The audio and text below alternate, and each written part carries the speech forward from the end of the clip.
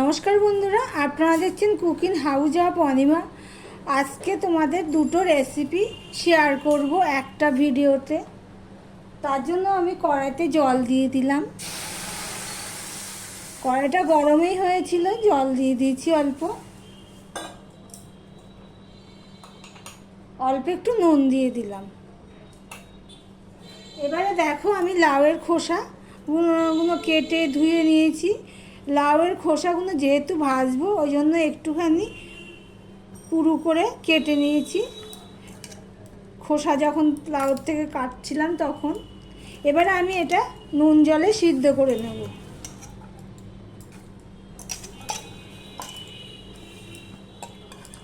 দু মিনিটের মতন আমি ফুটিয়ে নেব।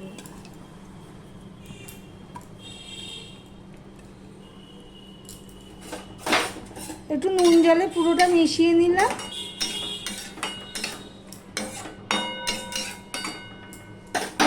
একটুখানি বড় করে দিলাম, পুরো না দিয়ে আমি ঢাকা দিয়ে দিলাম। আমি 2 মিনিট ফুটিয়ে নিয়ে আমি আবারও উপর নিচ করে দিয়ে ঢাকা দিয়ে আবারও 2 মিনিট ফুটিয়ে নিয়েছি। টোটাল আমি 4 মিনিট ফুটিয়ে নিয়েছি। এবার আমি গ্যাসটা অফ করে দিলাম, দিয়ে কড়াইটা খালি করে নেব। কড়াইটা গরম হয়ে গেলে আমি এখানে সাদা তেল দিয়ে দিচ্ছি।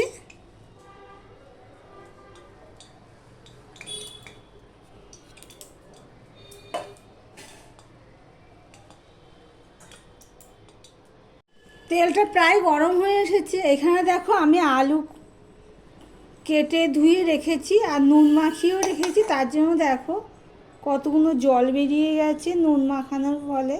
এতে কি হয়, আলুটা তাড়াতাড়ি ভাজা হয়ে যাবে।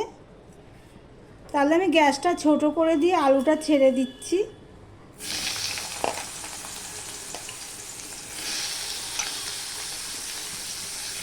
ভিডিওটি সম্পূর্ণ দেখার অনুরোধ রইল।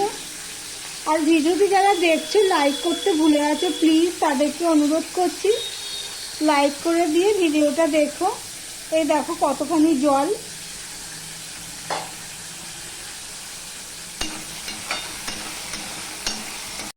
দেখো আলুটা ভাজা হয়ে গেছে।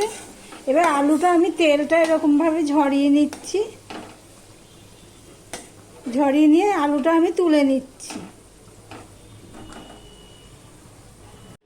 দেখো যা তেল আছে তাতেই আমার হয়ে যাবে। এবারে এর মধ্যে আমি কালো জিরে ফোড়নে দিয়ে দিলাম। এইভাবে ভাজা করলে গরম ভাতে প্রথম পাতে পুরো জমে যাবে। কালো জিরেটা দেখো হয়ে গেছে। এবার আমি এখানে দেখো পেঁয়াজ আর কাঁচা লঙ্কা কুচিয়ে নিয়েছি। আমি এখানে 1 মুঠ মতন পেঁয়াজ নিয়ে নিয়েছি আর 4টে কাঁচা লঙ্কা নিয়ে নিয়েছি। এবার আমি এগুলো দিয়ে দিলাম।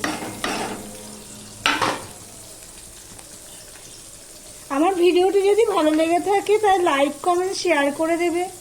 আর যারা নতুন আমার চ্যানেলে প্রথম এসছো, ভিডিওটি দেখছো, সাবস্ক্রাইব করোনি, তাদেরকে বলবো আমার চ্যানেলটি সাবস্ক্রাইব করে পাশে থাকতে। দেখো পেঁয়াজটা লাল লাল হয়ে ভাজা হয়ে গেছে। আর কালো জিরে, পেঁয়াজ, কাঁচা লঙ্কার একটা সুন্দর গন্ধ বেরিয়ে গেছে। এবার যে আমি সিদ্ধ করে রেখেছি সেই খোসাগুলো আমি দিয়ে দিচ্ছি। নুন দিয়ে তো সিদ্ধ করেছি, তাই জন্য আমি আর নুন দেবো না। এখানে আমি একটুখানি হলুদ দিয়ে দিলাম। আলু ভাজাতে হলুদ দিয়েছি, সেটা আর ভিডিও করা হয়নি। ওখানেও তো নুন দিইনি, নুন দিয়ে মাখিয়ে রেখেছিলাম আলু ভাজাগুলো।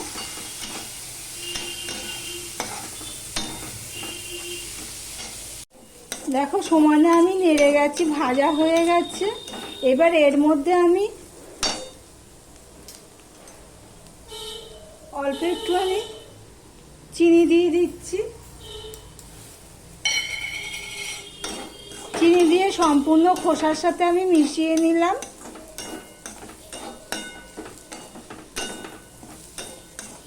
নিয়ে এর মধ্যে যে আগে থেকে আলু ভেজে রেখেছিলাম সেই আলুটা আমি দিয়ে দিলাম। খুবই সিম্পল, কিন্তু খেতে দারুণ লাগে। সাধারণ রেসিপি অসাধারণ খেতে লাগে।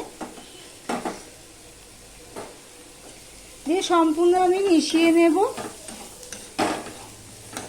নিয়ে আমি আবার একটুখানি ভেজে নেব।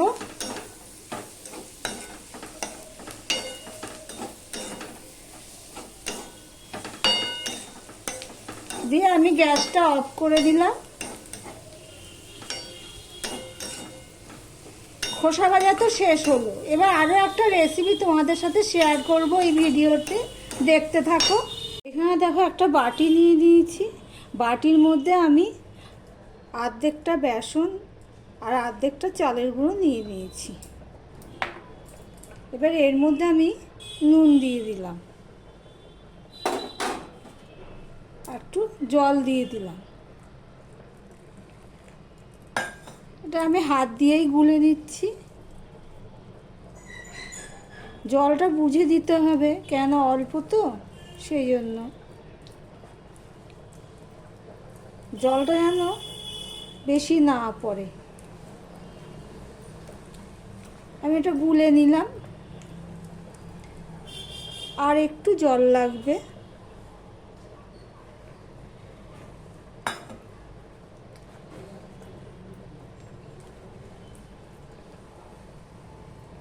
এবার আমি এটা 10 মিনিটের জন্য রেখে দেব।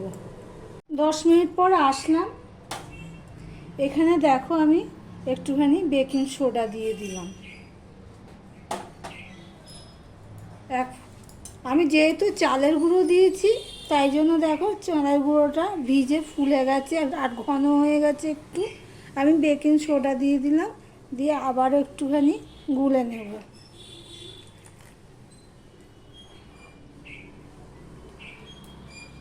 আমি হাত দিয়েই গুলে নিলাম, চামচ আর দিলাম না।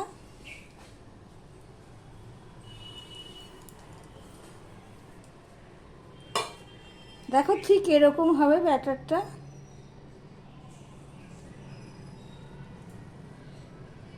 এদিকে দেখো একটা কড়াই বসিয়ে দিয়েছি, কড়াইতে আমি সাদা তেল দিয়ে দিচ্ছি।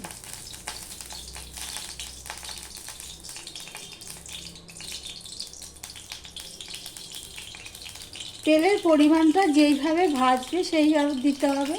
আমি দুটো দুটো করে ভাজবো, তাই আমি তেলের পরিমাণটা সেই বুঝে দিয়ে দিলাম। এদিকে দেখো আমি শিউলি পাতাগুলো ধুয়ে নিয়েছি, বেছে ধুয়ে নিয়েছি, ছোট ছোটই নিয়েছি।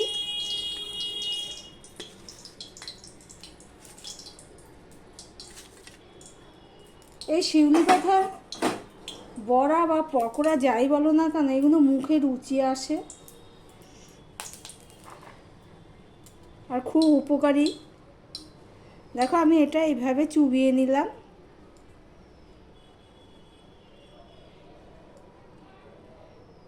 এবার আমি এভাবে ভেজে নেব। উপর থেকে আমি আরেকটুখানি বেসন আর দিয়ে দিলাম। দেখো এক পিঠটা হয়ে গেছে, আমি সেটা উল্টে দিলাম, দিয়ে আরেক পিঠটাও আমি হতে দেব। দেখো এটা আমি এক সাইডে সরিয়ে রেখেছি তেল ঝরার জন্য। প্রথমে আমি একটা দিলাম, তেলটা কি অনুপাতে গরম হয়েছে সেই বুঝে আমি একটা দিয়েছি। এবার আমি একে একে দেখো চুবিয়ে নিচ্ছি, এমনভাবে গুলবে যাতে পাতার গায়ে ব্যাটারটা লেগে থাকে। আবারও আমি দিয়ে দিলাম আরেকটা, আর উপরে একটুখানি এইভাবে দিয়ে দিলাম।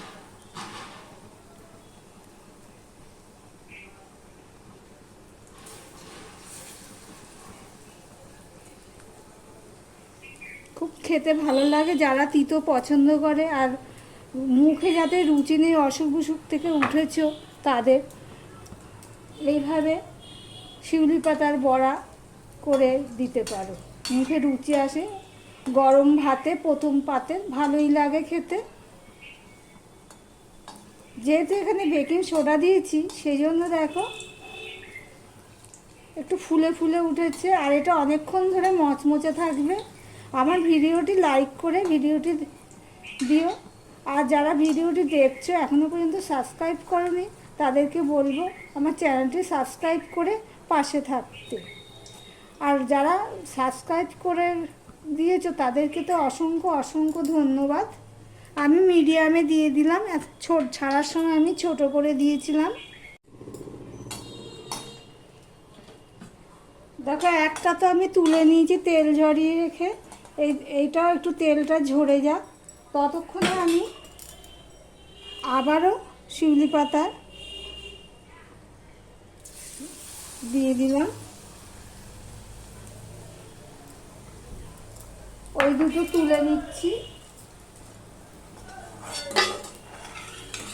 দেখেছো কেমন আওয়াজ হচ্ছে, এতটাই মচমচে হয়েছে, ক্রিস্পি হয়েছে।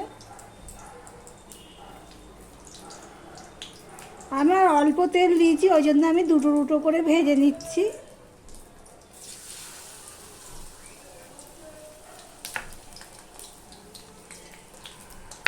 এইভাবে সমস্ত পকোড়াগুলো আমি ভেজে নিয়ে তারপর আসছি। তাহলে দেখো সমস্ত শিউলি ফুলের পাতার বড়া আমার রেডি হয়ে গেছে। তাহলে ভিডিওটি আজকের মতন এখানেই শেষ করলাম। আবার অন্য কোনো নিত্য নতুন রেসিপি নিয়ে চলে আসবো। টাটা।